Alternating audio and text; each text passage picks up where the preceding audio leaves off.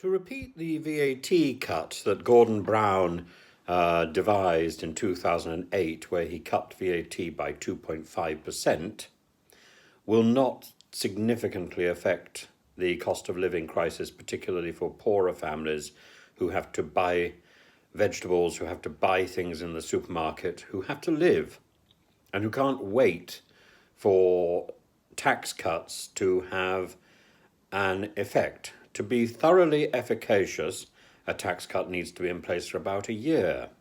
And even then, we can't be sure that it would actually target the people who most need it.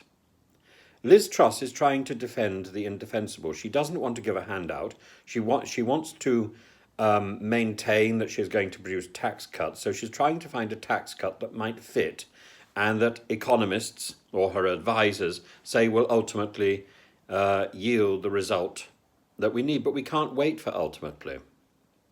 And her ultimately is to live in cloud cuckoo land. She's going to be in office for 2 years. Ultimately, those tax yields will not begin to be effective by that stage. Or they may begin, but they certainly won't be fully effective by that stage. She needs something now. And the indolence of our government, our present government, to give away 6 weeks or 7 weeks to nothingness while we decide who is the next leader of the Conservative Party, the next Prime Minister, is a scandal. Not least because it's allowed these two individuals, and one in particular, Liz Truss, to criticise our friends, our neighbours, even those countries with whom we perhaps don't have the best relationship, and we should.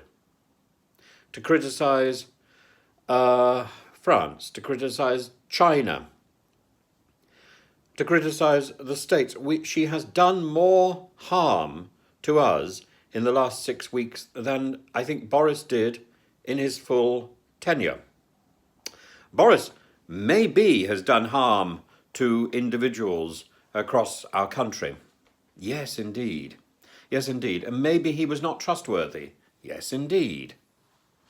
But has he done as much harm as Liz Truss has managed to do in the last 6 weeks? Has he wobbled the boat so much as Liz Truss has wobbled our relationship with other countries? Liz Truss's job is to be Foreign Secretary. Liz Truss's job is to steady the boat of state, not to wobble it. We've been lurching from one side of that boat to the other as if we are, actually as if not as if we are trying to avoid a capsize, but as if we are trying to engineer one. Liz Truss is chaotic. I hope people see this before it's too late. I fear it may be too late. But I've received a few messages from a few people over the last few days to say that they've changed their vote and that they're now voting for Rishi Sunak. And I think, thank God, and thank you very much to those people who have been watching my videos. I really would like to see something positive in Liz Truss. I don't. I really would like to see something positive in Priti Patel. I don't.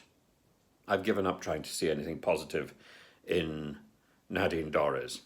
I would like to see something positive in Dominic Raab. I don't. There are others I could name, but they've gone.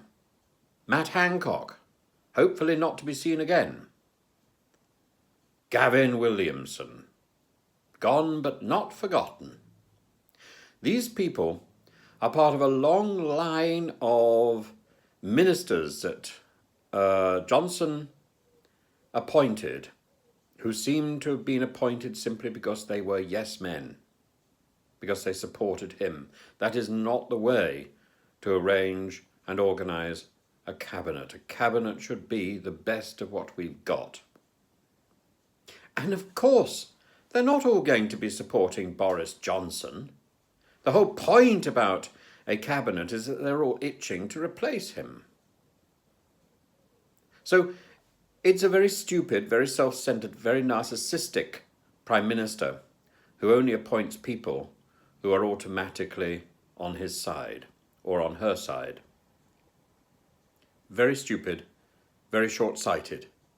And I've been saying for nearly a year now that Boris should have been appointing people from his natural opposition in the Conservative Party, people who might possibly be well placed to replace him.